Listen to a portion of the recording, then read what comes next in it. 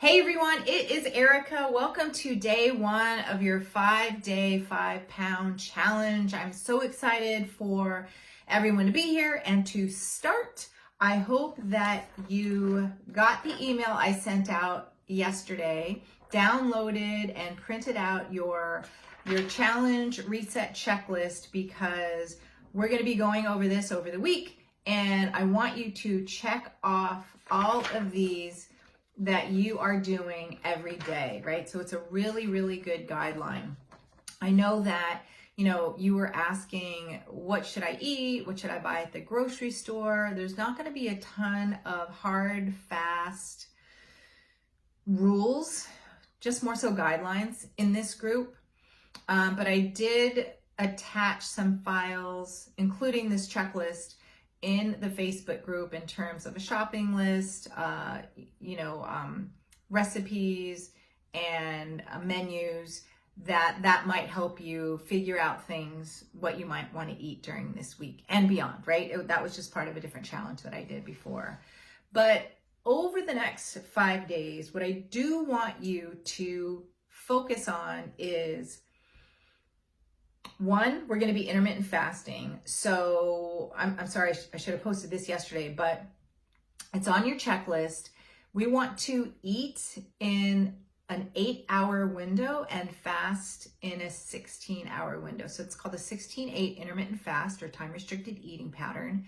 And just focus on eating in that window, right? So that's one thing. The other thing is, I really want you to avoid or 100% completely eliminate gluten, dairy, added sugar, and processed foods. All right, so let's fuel our body with whole foods and foods that are going to be serving us and giving our body the nutrients that it needs. So what the heck am I going to eat then, right? So when you sit down and you plan your meal or you put food on your plate, think about a big, nice serving of veggies, at least half your plate, a serving of protein, lean protein, about 4 to 6 ounces of lean protein, and a healthy fat, right? That's also going to help keep you fuller longer, and it's going to help you not have your vacillations, fluctuations in your blood sugar, because when your blood sugar totally drops, you're going to crave sweets. When you're stressed out, you're going to crave sweets. When you're not sleeping, all of those things are going to increase your hunger and your cravings. So, all right. So, making these little changes hopefully will amount to massive shifts. And just know, today is a new beginning. Today, every day is a new day. So today I'm going to talk about the importance of living in a state of loving awareness, right? Because when we were little, there was a song, right? Love makes the world go round. Anyhow, we need to be living more in a state of love, because my goodness, today, more than ever, does our planet need more love. So whether it's consciously or unconsciously, think about pouring love into everything that you do, every decision that you make, and every action that you take. So as an example, I actually, all summer, I've been trying to get my girls to clean out the playroom, right? They're like, let's clean out the playroom. And, they want a cool space to hang out in with their friends, or just a space that they could call their own. That's cool to hang out in. And, they had all summer to do it. And actually beyond, right? Because they've been home doing homeschool since March. So every day I'm like, did you clean out the playroom? Did you do this? Because, they have all this time to do it. So yesterday we're still cleaning out the playroom, and I asked Elise, I said, hey, do you want to, we have to take nails out of the wall and patch walls and stuff like that and paint. I'm like, do you want to do that? And she's like, okay. And so instead of feeling like I'm nagging her, I'm really focusing on, all right, let's do this together. Let's do this with loving intention, because this is going to be really cool. She's going to be really happy when this is finished. And this is something we'll look back on that we did together. So something like that, right? Think about what you're doing, doing it with more loving intentions. And it's already made me feel better. Just thinking about it, it's already making me feel better. And so that should make you feel better. When we do things like this, when we want to make more space in our container for love, we have to get rid of other emotions that aren't serving us. So we need to try to get rid of, the anger, the frustration, and the negative self-talk. And, a big one is shame, right? So we really want to get rid of those emotions. And they do pop up in your head every so often. So you just kind of need to tweak it, turn it around, acknowledge it, and turn it around. And so if we want to create more love in our life and more love for ourselves, then we need to forgive ourselves. We need to forgive ourselves. We need to forgive others. And, everybody has made wrong choices in the past. And so think about a choice that you made in the past that was wrong.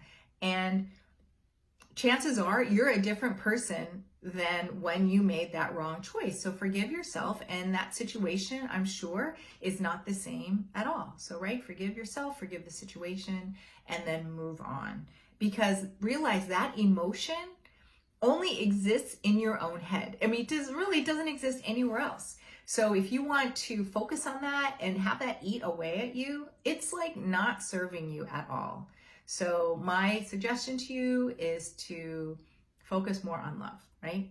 Rather than all those other yucky emotions. All right. So when we take out those emotions, it's going to really allow us to express, loving intentions better.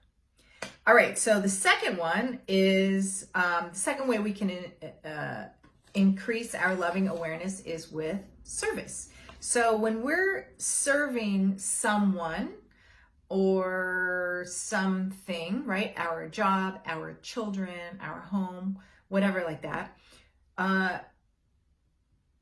you can focus on that with more loving intention also. So just the thing like I was talking about in terms of, helping my daughters get the playroom ready to hang out in. But, if you're making a meal, right? Pour your love into cooking this really great meal for yourself or your family. If you're making a cup of coffee for somebody, that cup of coffee can be fueling their whole entire day, right? It can be changing their whole entire day, that morning cup of joe. So do it with loving intention.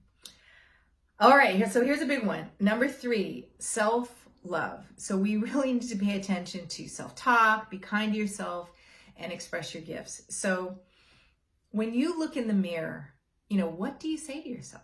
And you need to think about being kind to yourself, being gentle with yourself, because you need to meet yourself where you are. And we can't compare ourselves to anyone else, any other situation, any other family, whatever, because comparison kills joy and comparison kills love. So stop the comparison and just focus on, self-love. You can post a few,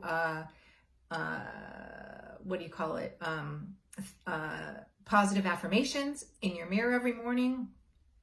I am beautiful. I am confident. I am going to eat in line with my health. Whatever you want to do, start turning around that negative self-talk.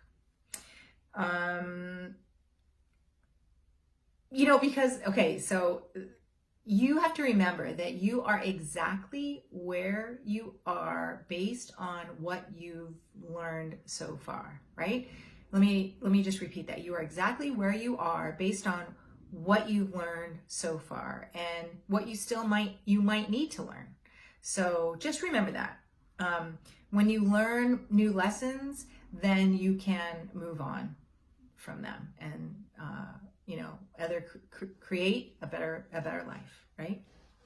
All right, so number 4, the next way to express love is through gratitude. So we've heard this word gratitude a lot. And gratitude creates an amazing energy, an amazing vibration within ourselves and actually within the universe, right? Within the planet. I don't want to sound all woo on you, but there's a lot of scientific research behind gratitude. And just know that it's impossible for you to be grateful and angry at the same time. So, think about being more grateful, and you can swap that emotion out for for other ones, other more negative ones at all, as well. And think about consciously during the day what you're grateful for, and you can, say them in your mind. You can keep a gratitude journal, and these are just ways to streamline that into your life and into your consciousness more frequently, because we sure need to count our blessings during the day. We do have a lot of them, whether they're small too. It could just be the sun is shining. Thank goodness, I'm so grateful I had, I have a roof over my head, so little small blessings. Just, be grateful and count your blessings throughout the day.